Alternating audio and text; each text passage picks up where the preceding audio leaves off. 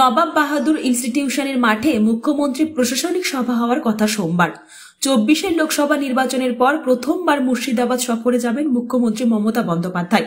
জেলা প্রশাসন সূত্রের খবর, হেলিকপ্টারে এসে সভা করে সোমবারই মালদহে চলে যাবেন মুখ্যমন্ত্রী। প্রশাসনিক সভা থেকে নানা সরকারি পরিষেবা প্রদান করবেন তিনি। জেলার জন্য কিছু নতুন প্রকল্পের উদ্বোধনও হতে পারে। বৃহস্পতিবার সভার দিনক্ষণ চূড়ান্ত হওয়ার পর জেলায় এখন চলছে চূড়ান্ত প্রস্তুতি পর্ব।